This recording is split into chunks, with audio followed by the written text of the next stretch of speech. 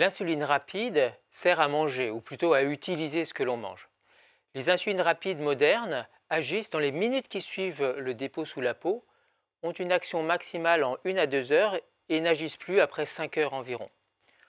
Leur travail va être de ramener la glycémie, qui aura tendance à monter naturellement après le repas, après la digestion des glucides du repas, à un niveau correct, environ 1 gramme par litre dans le cas général, à la fin de leur action, 5 heures après l'injection, c'est-à-dire 5 heures après le début du repas.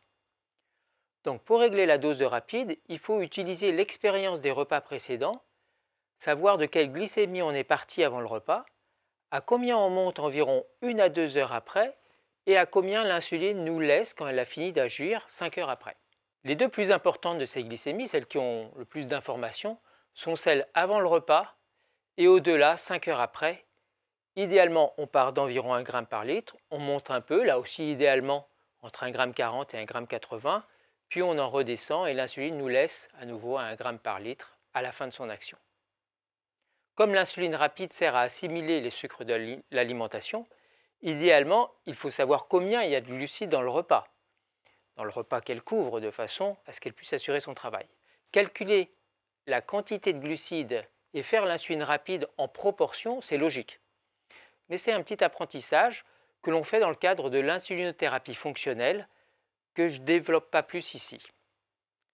Si on ne compte pas à chaque fois des glucides de repas, il faut trouver en essayant et en ajustant la dose de rapide qui va bien assimiler les sucres d'un repas en essayant ensuite de garder la même quantité de sucre à peu près d'un repas de midi à l'autre par exemple ou d'un dîner à l'autre. Ça ne veut pas dire manger exactement la même chose toujours, mais tenir compte de ce que vaut tel ou tel plat en équivalent glucidique à l'aide des diététiciens.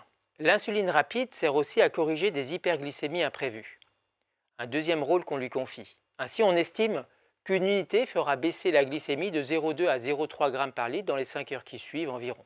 Ce n'est qu'un ordre de grandeur et il faut voir individuellement comment on répond à une dose de correction de ce type. Cette dose de correction vient s'ajouter à la dose de repas qu'on avait calculée.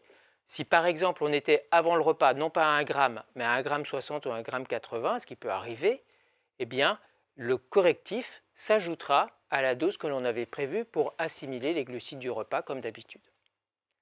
Enfin, on tient compte également dans le calcul de la dose de rapide de l'activité physique qui va éventuellement suivre le repas. Bien sûr, cela dépend de son intensité et de sa durée. Mais elle vaut de l'insuline rapide, c'est un équivalent de quelques unités d'insuline rapide.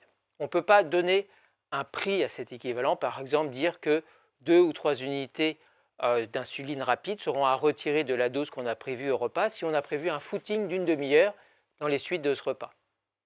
C'est un exemple qui vaudra pour une personne, mais pas nécessairement pour tout le monde, et ce sera à chacun de faire son expérience, aidé naturellement par ses soignants.